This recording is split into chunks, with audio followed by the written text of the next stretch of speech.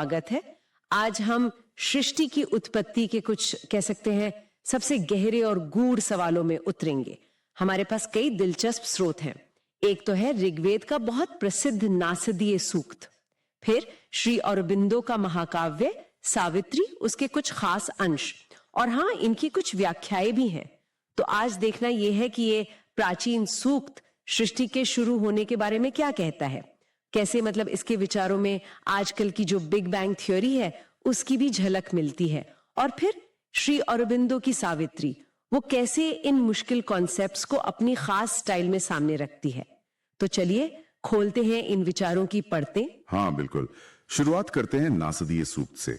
ये ऋग्वेद के 10वें मंडल का 129वां सूक्त है। इसे सृष्टि उत्पत्ति सूक्त भी कहते हैं, और जैसा हमारे स्रोत बताते हैं ये असल में ब्रह्मांड की उत्पत्ति और उससे भी पहले क्या था, इन सवालों पर है। हाँ, मतलब बिल्कुल फंडामेंटल सवाल। बिल्कुल, इसमें कुल 7 श्लोक हैं और ये हमें शुरू से ही एक ऐसी सिचुएशन में ले जाते हैं जहां हमारी जानी पहचानी दुनिया थी ही नहीं।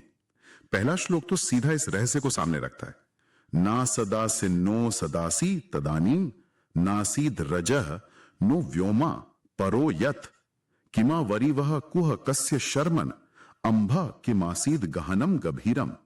यानी उस समय ना असत था मतलब नॉन बीइंग, ना सत था मतलब बीइंग, ना रज था यानी वायुमंडल, ना आकाश, ना उससे परे कुछ। तो फिर क्या था? किसने ढका हुआ था सब? कहां? किसके सहारे? क्या कोई बहुत गहरा अथाह पानी था? ये सब सवाल हैं।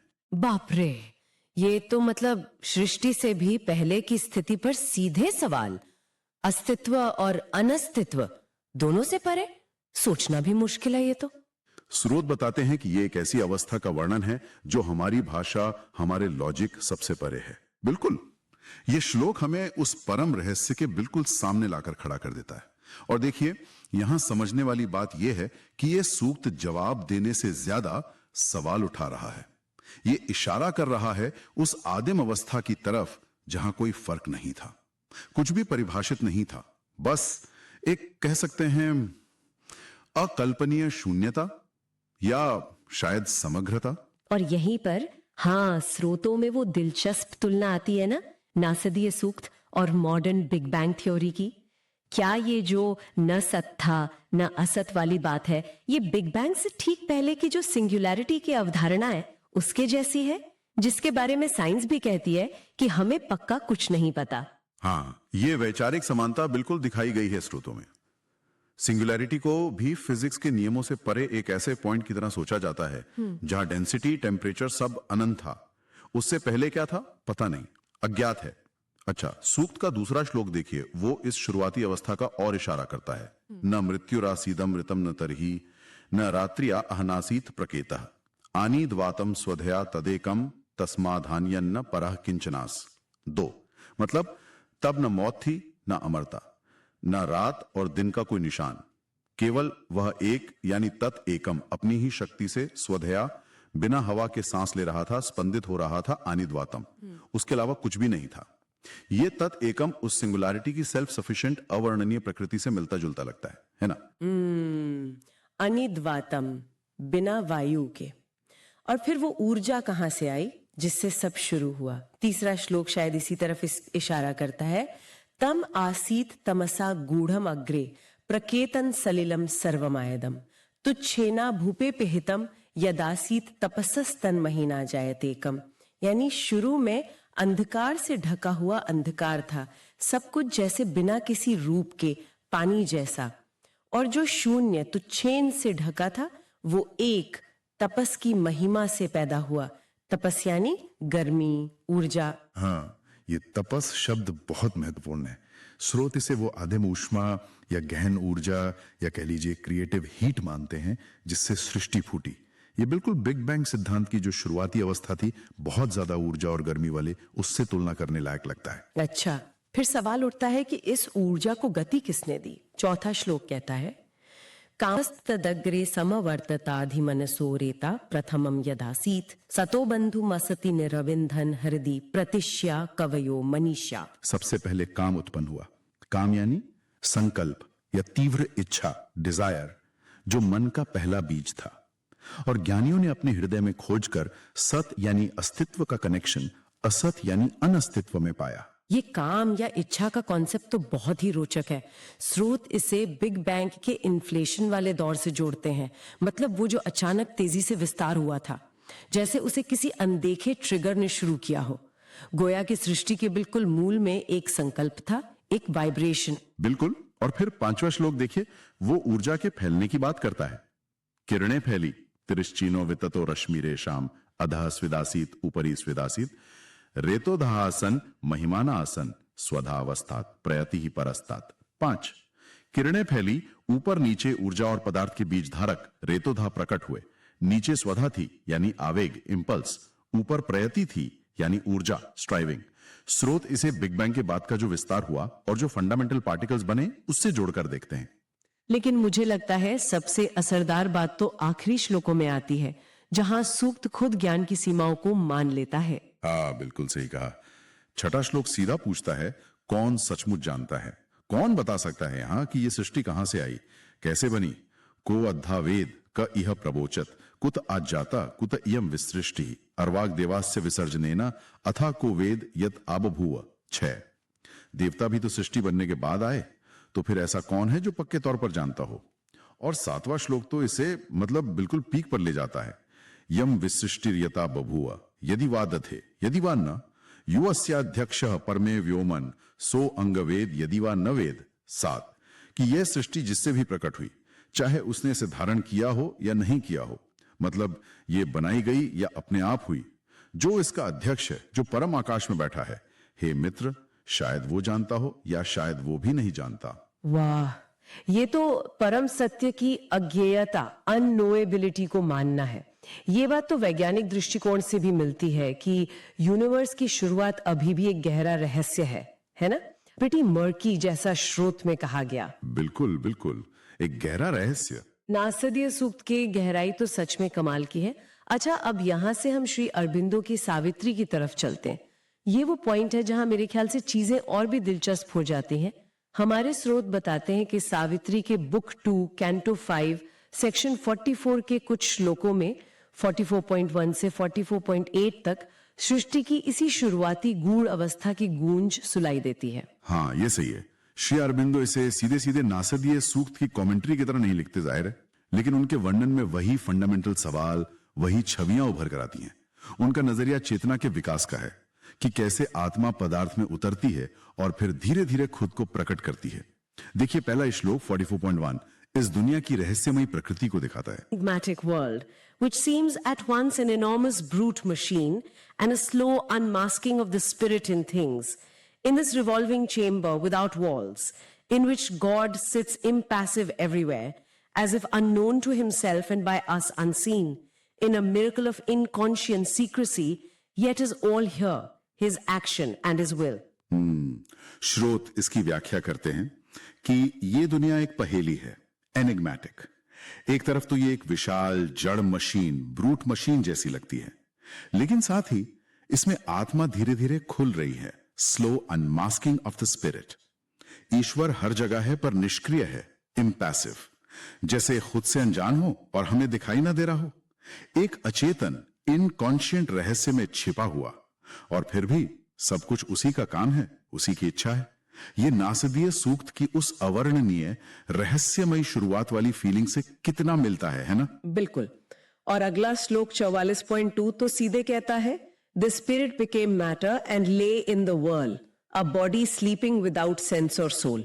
आत्मा पदार्थ बन गई और उस चक्कर में सोई पड़ी रही, बिना सेंस के, बिना सोल के। क्या ये नासदीय सूक्त की उस शुरुआती अवस्था जैसा है जहां कोई भेद नहीं था, सब अप्रकट जल जैसा था, तमसा गूढ़म? हाँ, ये उस अव्यक्त शुरुआती अवस्था से जुड़ता है, बिल्कुल। वर्स 44.3 कहता है कि शून्य, वॉइड की शांति से ये दिखने वाली दुनिया, विजिबल शेप्स उभरी, a mass phenomena of visible shapes supported by the silence of the void appeared in the eternal consciousness and seemed an outward and insensible world. ये शाश्वत चेतना में प्रकट हुई, पर बाहर से संवेदनहीन, इनसेंसिबल लगी। ये नासदीय सूक्त के तमसा गूढ़म, अंधकार से ढका अंधकार, और सलिलम, अप्रकट जल की याद दिलाता है। और फिर वर्स 44.4 में वो इनकॉन्शन का जिक्र आता है। There was none there to see and none to feel, only the miraculous inconscient, a subtle wizard skilled was at its task.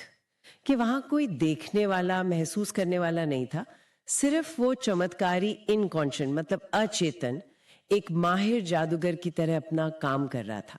ये इनकॉन्शियंट क्या है? क्या इसकी तुलना हम नासिदिया सूक्त की तपस या काम जैसी प्रेरक शक्ति से कर सकते हैं? एब्सेंस ऑफ कॉन्शियसनेस नहीं है, मतलब सिर्फ चेतना का न होना नहीं। ये एक तरह की छुपी हुई अव्यक्त चेतना या शक्ति है जो देखने में तो अचेतन तरीके से काम करती है, पर जिसके अंदर सब कुछ छुपा हुआ है। वर्स 44.5 कहता है कि ये इनकॉन्शियंट चमत्कारी नतीजे लाने के तरीके इजाद कर रहा था। Inventing ways for magical results. ये या तो ईश्वर की बुद्धि का काम कर रहा था या किसी परम अज्ञात की इच्छा पूरी कर रहा था। Wrought the will of some supreme unknown. तो ये नासदीय सूक्त के तत् एकम की स्वधा मतलब उसकी अपनी शक्ति, या तपस वो रचनात्मक ऊर्जा, या फिर काम वो आदिम इच्छा, इनसे गहरे लेवल पर जुड़ता हुआ लगता है। ये एक ऐसी शक्ति है जो लगती तो अचेतन है पर पर्पसफुल है, उद्देश्यपूर्ण। अच्छा, और फिर वर्स 44.6 और 44.7 बताते हैं कि चेतना अभी प्रकृति के गर्भ में छुपी थी, हिडन इन नेचर्स वूम, और अस्तित्व बस एक जड़ पदार्थ था, इनर्ट सब्सटेंस, जिसे शक्ति फोर्स चला रही थी। Being was an inert substance driven by force. ये बिग बैंग के बाद की शुरुआती अवस्था जैसा लगता है ना, जहां मैटर तो था पर जीवन और चेतना भी उभरे नहीं थे। सही कहा। और फिर आता है वो 8वां श्लोक 44.8 जो नासदीय सूक्त और बिग बैंग की अवधारणाओं से बहुत गहरा कनेक्शन दिखाता है। जरा ध्यान से सुनिए। At first was only an etheric space, its huge vibrations circled round and round, housing some unconceived initiative upheld by a supreme original breath. Expansion and contraction's mystic act created touch and friction in the void. Into abstract emptiness brought clash and clasp. Parent of an expanding universe, in a matrix of disintegrating force, by spending it conserved an endless sum. अरे वाह, इसमें तो बहुत कुछ है। Etheric space, उसके बड़े बड़े वाइब्रेशंस, एक परम मूल श्वास, सुप्रीम ओरिजिनल ब्रेथ, विस्तार और संकुचन, एक्सपेंशन एंड कंट्रैक्शन, उसका रहस्यमय काम, शून्य में स्पर्श और घर्षण, टच एंड फ्रिक्शन का पैदा होना, टकराव और पकड़, क्लैश एंड क्लैस्प, और फिर एक फैलते हुए ब्रह्मांड, एक्सपैंडिंग यूनिवर्स का जन्म। ये तो ऊर्जा, गति और स्ट्रक्चर के बनने का एक पोएटिक वर्णन है। बिल्कुल। आप इसमें नासदीय सूक्त का वो ऊर्जा का विस्तार, तिरश्चीनो वितितो रश्मि, और बिग बैंग के बाद का जो कॉस्मिक एक्सपेंशन है, ऊर्जा का खेल है, स्ट्रक्चर्स का बनना है, उसकी गूंज साफ सुन सकते हैं। श्री अरबिंदो इसे चेतना के विकास की एक बड़ी कहानी के हिस्से की तरह देख रहे हैं, जो अचेतन पदार्थ से शुरू होती है और धीरे धीरे आत्मा को सामने लाती है। और यहां एक अनोखी बात देखिए, कैसे ये इनकॉन्शियंट शक्ति खर्च होकर भी एक अंतहीन ऊर्जा को बचाए रखती है, by spending it conserved and endless sum. ये तो मॉडर्न साइंस के ऊर्जा संरक्षण के नियम की भी याद दिलाता है ना? तो इन सब का सार क्या निकला, निचोड़ क्या है? हमने देखा कि कैसे हजारों साल पहले ऋग्वेद का नासदीय सूक्त सृष्टि की उत्पत्ति के वो बुनियादी सवाल उठाता है जिनसे हम आज भी जूझ रहे हैं। अस्तित्व से पहले क्या था, शून्य से सब कुछ कैसे आया, वो पहली चिंगारी क्या थी, और क्या हम वाकई सब कुछ जान सकते हैं? सही। फिर हमने देखा कि कैसे इन प्राचीन विजडम की गूंज मॉडर्न साइंस की बिग बैंग थ्योरी में भी मिलती है। वो सिंगुलैरिटी का आइडिया, ऊर्जा और गर्मी का रोल, यूनिवर्स का फैलना और शुरुआत की अनिश्चितता। स्रोत इन वैचारिक समानताओं को सिर्फ कोइंसिडेंस नहीं मानते, बल्कि इसे इंसान की गहरी खोज का एक लगातार चलने वाला धारा मानते हैं। और श्री अरबिंदो की सावित्री, वो इस खोज को एक और डायमेंशन देती है। वो सृष्टि को सिर्फ एक फिजिकल घटना की तरह नहीं देखती, बल्कि चेतना की एक महान यात्रा, एक एपिक जर्नी के रूप में देखती हैं। उनके वर्णन में हमें वही आदिम शून्य मिलता है, वही अव्यक्त शक्ति, वो इनकॉन्शियंट ऊर्जा के वही वाइब्रेशंस और एक्सपेंशंस मिलते हैं जिनका इशारा नासदीय सूक्त में है।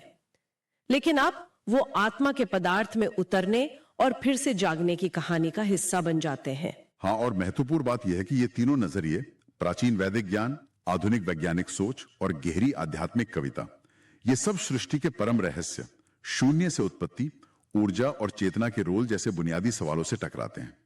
ये दिखाता है कि यूनिवर्स को और उसमें अपनी जगह को समझने की हमारी प्यास कितनी गहरी है, कितनी सनातन है। ये जानकारी सिर्फ हमें अपने अतीत के ज्ञान और आज के विज्ञान के बीच एक पुल बनाने में ही मदद नहीं करती, बल्कि हमें अस्तित्व, चेतना और सृष्टि का आखिर मकसद क्या है, इन जैसे बड़े सवालों पर नए सिरे से सोचने के लिए भी उकसाती है। तो आज की इस गहरी चर्चा को यहीं रोकते हैं। हमने नासदीय सूक्त की प्राचीन दृष्टि, बिग बैंग थ्योरी की आधुनिक समझ और सावित्री की आध्यात्मिक गहराई के बीच के कुछ आश्चर्यजनक वैचारिक धागों को खोजने की कोशिश की। और हाँ, जाते जाते एक विचार छोड़ जाते हैं। अगर सृष्टि की शुरुआत एक अव्यक्त इच्छा, काम या एक अचेतन शक्ति, इनकॉन्शियंस से हुई, जैसा कि नासदीय सूक्त और सावित्री दोनों इशारा करते हैं, तो क्या यह मुमकिन है कि चेतना का पूरी तरह जागना, आत्मा का पदार्थ में पूरी तरह प्रकट होना ही इस पूरी कॉस्मिक लीला का, इस खेल का आखिरी मकसद हो, जैसा श्री अरविंदो की सावित्री में दिखाया गया है? यह एक ऐसा सवाल है जो हमें अपने होने के मकसद पर गहराई से सोचने पर मजबूर करता है। धन्यवाद। जय श्री अरविंदो, जय श्री मां।